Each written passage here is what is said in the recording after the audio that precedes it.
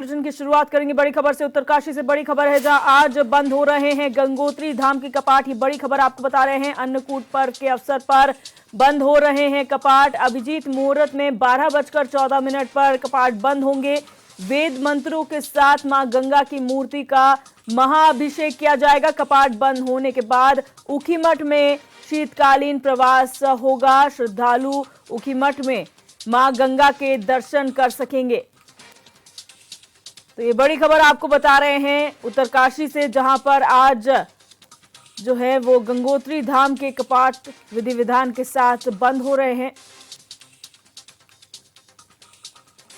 अन्नकूट पर्व के अवसर पर बंद हो रहे हैं कपाट। अभिजीत मुहूर्त 12:14 पर कपाट बंद होंगे और वेद मंत्रों के साथ मां गंगा की मूर्ति का महाअभिषेक किया जाएगा। और कपाट बंद होने के बाद ऊखीमठ में शीतकालीन प्रवास होगा। श्रद्धालु ऊखीमठ में मां गंगा के दर्शन कर सकेंगे।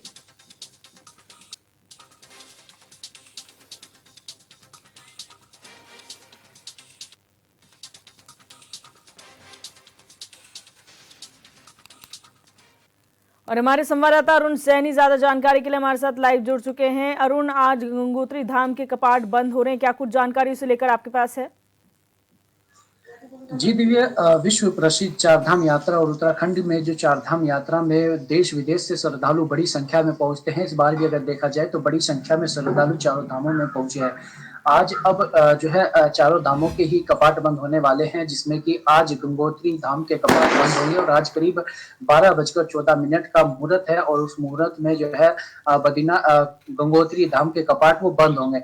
इसी के साथ ही कल यानी कि 3 नवंबर को भाई दूज के अवसर पर केदारनाथ धाम और यमुनोत्री धाम के कपाट बंद होने हैं और इसी के बद्रीनाथ धाम के कपाट की अगर बात की जाए तो करीब 13 नवंबर को जो है वो बंद होंगे। तो इस तरीके से जो है चारों धामों के ही कपाट शीतकाल के लिए जो है बंद हो जाएंगे।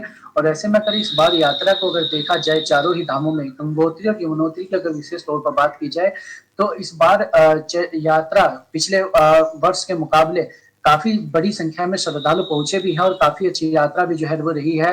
पिछले वर्ष की अगर बात की जाए तो जो यात्रा का पूरा दिन रहा है वो करीब 207 दिनों तक यात्रा वो चली है, लेकिन इस बार करीब 180 दिनों तक दोनों ही धामों में जो यात्रा वो चली। 10 मई को कपाट वो खुले थे। तो ऐसे में लेकिन अगर इस हिसाब से देखा जाए तो इस बार श्रद्धालुओं की संख्या गंगोत्री और यमुनोत्री धाम में वो बढ़ी है और दोनों ही धामों में करीब 15 लाख से अधिक श्रद्धालुओं ने दर्शन किए हैं, जिसमें से यमुनोत्री धाम में 7 लाख और गंगोत्री में 8 लाख से अधिक श्रद्धालुओं ने जो है वो दर्शन किए। तो इस तरीके से लगातार जो है लोगों में जागरूकता भी बढ़ रही है और लोगों में चारों धामों के प्रति रुचि भी बढ़ रही है और लगातार लोगों में उत्सुकता भी हो रही है और लगातार जिस तरीके से श्रद्धालु यहाँ पर पहुंच भी रहे हैं। वहीं केदारनाथ धाम की अगर बात की जाए, केदारनाथ धाम में भी इस वर्ष पिछले वर्ष के मुकाबले अधिक श्रद्धालुओं की संख्या बढ़ी है और अभी तक अगर बात की जाए तो करीब 50 लाख से अधिक का आंकड़ा यात्रा ने जो है वो क्रॉस कर लिया है।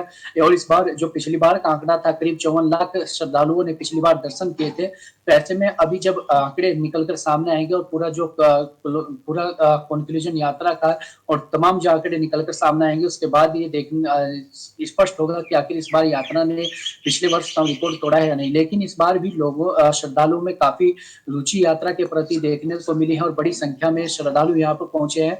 लेकिन यात्रा में इस बार की अगर देखा जाए तो कहीं उतार चढ़ाव देखने को मिले हैं। चाहे केदारनाथ धाम में बात हो, जिस तरीके से वहां पर बीच में आपदा भी आई और बरसात के सीजन में काफी ज्यादा नुकसान भी वहां पर, चाहे रुद्रप्रयाग की बात हो या सोनप्रयाग की, तो ऐसे में उसको लेकर भी यात्रा में थोड़ी धीमी गति देखने को मिली थी। लेकिन जैसे ही मानसून सीजन समाप्त हुआ उसके बाद फिर गति यात्रा ने पकड़ी। तो ऐसे में कहीं आपदा के चलते भी कहीं उतार चढ़ाव इस यात्रा में देखने को मिले और शुरुआती दिनों में कई अव्यवस्थाएं भी देखने को मिली। लेकिन बावजूद इसके श्रद्धालुओं की संख्या में लगातार इजाफा हो रहा है और श्रद्धालु बड़ी संख्या में चारों धामों में दर्शन करने के लिए पहुंच रहे हैं। वहीं बद्रीनाथ धाम में करीब 13 लाख से अधिक श्रद्धालुओं ने दर्शन कर लिए हैं और ऐसे में भी क्योंकि बद्रीनाथ धाम के कपाट सबसे लास्ट में बंद होने हैं, तो ऐसे में और भी अधिक श्रद्धालुओं के पहुंचने की संख्या बढ़ सकती है और भी अधिक श्रद्धालु जो है बद्रीनाथ धाम में पहुंच सकते हैं। तो इस तरीके से चारों धामों में इस बार श्रद्धालुओं ने दर्शन किए हैं। देश विदेश से बड़ी संख्या में श्रद्धालु चारों धामों में ही दर्शन करने के लिए पहुंचे हैं और इससे उत्तराखंड की, क्योंकि चारधाम यात्रा जो है वो उत्तराखंड की आर्थिकी की रीढ़ भी मानी जाती है, तो ऐसे में इससे आने वाले समय में यह आंकड़ा और भी अधिक हो सकता है और भी अधिक इससे फायदा भी जो है आर्थिकी के क्षेत्र में उत्तराखंड को वो आगे आने वाले समय में मिलेगा। आज अभिजीत मुहूर्त में गंगोत्री धाम के कपाट बंद हो रहे हैं अरुण, ऐसे में क्या व्यवस्थाएं वहां पर देखने को मिल रही हैं और किस तरीके से, क्योंकि आज आखिरी दिन है गंगोत्री धाम में दर्शन का, इसके बाद ऊखीमठ में जो है शीतकाल के लिए पूजा होगी मां गंगा की, तो आज वहां पर श्रद्धालुओं में किस तरीके का माहौल देखने को मिल रहा है? जी देखिए, बिल्कुल देखिए श्रद्धालुओं में काफ़ी खुशी है और काफ़ी उत्सुकता भी है और बड़ी संख्या में आज श्रद्धालु गंगोत्री धाम में पहुँचे हैं आज क्योंकि कपाट बंद हो रहे हैं और ऐसे में चाहे सुरक्षा व्यवस्था की बात हो तो लगातार फ़ोर्स भी वहाँ पर लगाई गई है। चाहे सुरक्षा व्यवस्था के मद्देनज़र और तमाम जो व्यवस्थाएँ हैं, वो भी सुचारू रूप से हो सके इसके लिए तमाम तैयारियाँ वहाँ पर की गई है। इसी के साथ-साथ ही धाम को जो है मंदिर को वो 10 क्विंटल से अधिक फूलों से सजाया गया है और पूरी साज-सज्जा जो है वहाँ पर की गई है ताकि श्रद्धालु बड़ी संख्या में वहाँ पर पहुँच रहे हैं और इसी के साथ-साथ ही श्रद्धालुओं की जो चाहे सुरक्षा व्यवस्था हो या अन्य व्यवस्थाएँ हों, उसको लेकर भी पूरी जो है तैयारी शासन प्रशासन के द्वारा की गई है और ऐसे में पूरी फ़ोर्स भी जो है वहाँ पर तैनात की गई है ताकि इस तरीके की कोई अव्यवस्था जो है वहाँ पर ना हो। जी, बहुत शुक्रिया अरुण हमारे साथ जुड़ने के लिए और तमाम जानकारी साझा करने के लिए। बढ़ते हैं आगे। दीपावली पर्व को लेकर दून अस्पताल की इमरजेंसी में डॉक्टरों की अतिरिक्त ड्यूटी लगाई गई थी। इसके अलावा बर्न वार्ड में भी 2 डॉक्टर तैनात किए गए थे जिससे पटाखों से जलने वाले लोगों का सही से उपचार हो सके।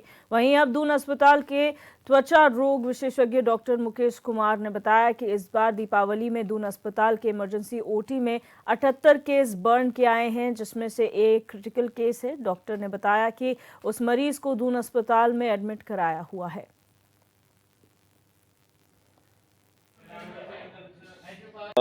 कल हमारे पास लगभग लगभग 78 केसेस आए हैं बर्न के, जिसमें से एक मेजर केस था जिसको हमने एडमिट करा हुआ है। बाकी 77 केसेस ऐसे थे जो माइनर बर्न के थे, फायर क्रैकर या फिर मोमबत्ती या दिए इस तरह से जल के आए थे, जो कि ट्रीटमेंट के बाद देहरादून दिल्ली के बीच बन रहे इकोनॉमी कॉरिडोर को लेकर केंद्रीय राज्य मंत्री अजय टम्टा ने कहा कि जल्द ही इस कॉरिडोर का निर्माण हो जाएगा जिसमें अभी तक 95% काम पूरा हो चुका है। उन्होंने कहा कि मैंने वहां का स्थलीय निरीक्षण किया है और अधिकारियों को तय समय पर कार्य पूरा करने के निर्देश दिए गए हैं। इस कॉरिडोर के बनने से दोनों राज्यों के बीच दूरी कम होगी, साथ ही आर्थिक गतिविधियों का भी लाभ मिल सकेगा।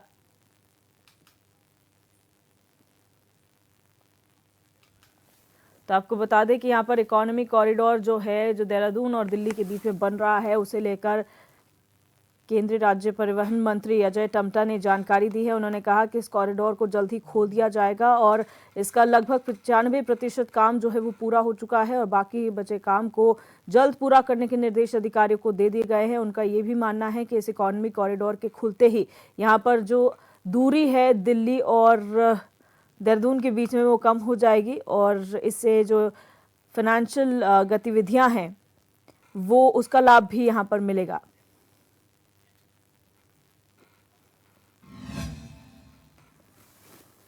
और अरुण सैनी हमारे संवाददाता हमारे साथ फोन लाइन पर जुड़ चुके हैं। अरुण, जिस तरीके से इकोनॉमी कॉरिडोर की बात की जा रही है, जल्द ही इसका निर्माण होने की बात कही जा रही है और जल्द ही इसे लोगों के लिए खोल दिया जाएगा, क्या कुछ पूरा प्रोसेस है और क्या जानकारी आपके पास है? तो संपर्क यहां पर टूट गया है। फिलहाल आपको बता दें कि दिल्ली और देहरादून के बीच में इकोनॉमी कॉरिडोर का निर्माण हो रहा है जिसका 95% काम पूरा हो चुका है और इसी की जानकारी केंद्रीय राज्य परिवहन मंत्री अजय टम्टा ने दी है। उनका कहना है कि जल्द ही इस कॉरिडोर को खोल दिया जाएगा, इसके बाद जो आर्थिक गतिविधियां हैं उसका लाभ मिल सकेगा, साथ ही साथ दिल्ली और देहरादून के बीच की जो दूरी है वो कम हो जाएगी।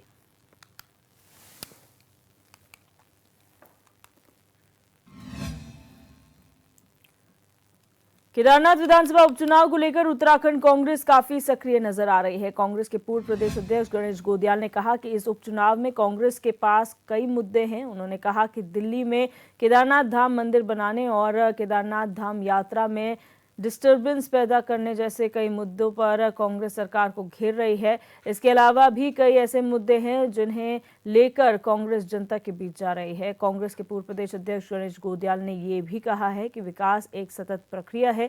ऑल वेदर रोड का कार्य कांग्रेस की पूर्ववर्ती हरीश रावत सरकार के समय शुरू हुआ था, जिसे अब उत्तराखंड सरकार आगे बढ़ा रही है।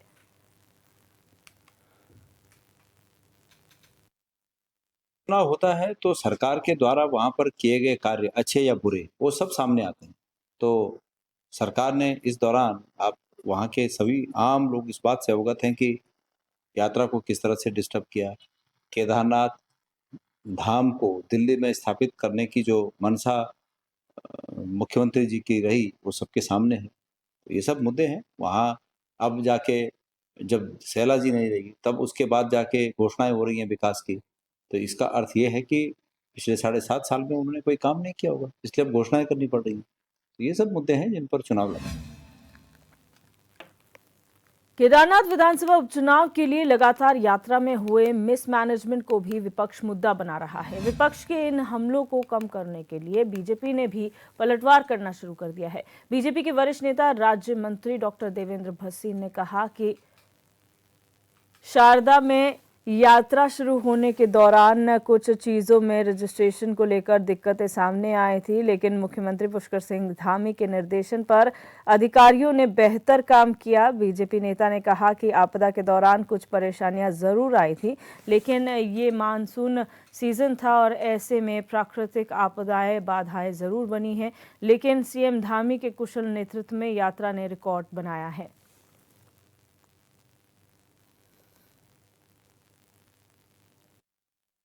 और जैसी स्थितियां सामान्य हुई हैं तो तत्काल जो है उसको बढ़ाया गया पंजीकरणों को भी। तो ऐसा नहीं है कि प्रारंभिक तौर पर रोका गया, लेकिन बाद में जो आपदा के कारण जो दिक्कतें सामने आई हैं उससे थोड़ा अंतर पड़ा, क्योंकि एक मनोवैज्ञानिक प्रभाव सब पर रहता है। और जो लोग पर्वतीय क्षेत्र में पहली बार आते हैं उनके मनों में एक विषय रहता है कि वहाँ पर पता नहीं क्या स्थितियाँ बनेगी, आकस्मिक तौर पर दिक्कत ना आ जाए। तो ये एक अपने आप में कारण रहा है, लेकिन प्रारंभिक तौर पर तो निश्चित तौर पर इतना अधिक वहाँ पर श्रद्धालुओं का आना हुआ कि उसको संभालने में हमको सरकार को बहुत कड़ी मशक्कत करनी पड़ी।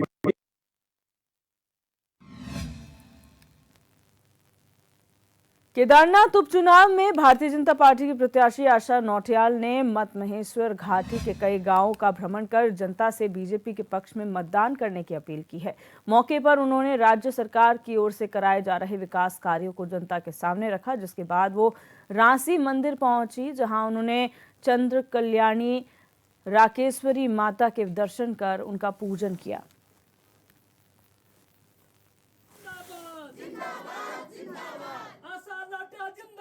सारे लोग वहाँ आते हैं, इसको हम कैसे अच्छा बनाएं, सजाएं, संवारें, किस तरह से ये अच्छा हो ताकि और ज़्यादा संख्या में लोग कार्यशिला आए और हमारा जो बच्चे हैं, जो नवयुवक हैं, उनको यही रोजगार मिले। हमारे पास बहुत सारे धार्मिक और तीर्थाटन के क्षेत्र हैं, हमारे पास बहुत सारी ऐसी चीज़ें हैं जिनको हम अच्छे ढंग से संवार और सजा सकते हैं, जिससे हमारे आने वाली पीढ़ी को यहाँ रोजगार मिले, उनको बाहर न भटकना पड़े और अधिक से अधिक संख्या में, जिस तरह से कुछ सालों से हुआ है। बहुत पहले यात्रा बहुत सीमित आती थी, आज लाखों की संख्या में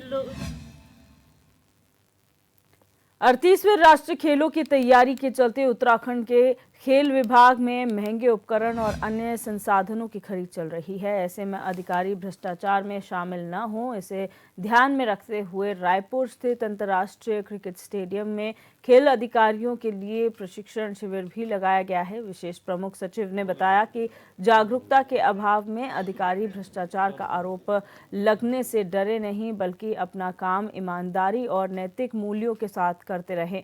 उन्होंने बताया कि ये शिविर सतर्कता जागरूकता सप्ताह के तहत खेल अधिकारियों और कार्यालय कर्मियों के लिए लगाया गया है।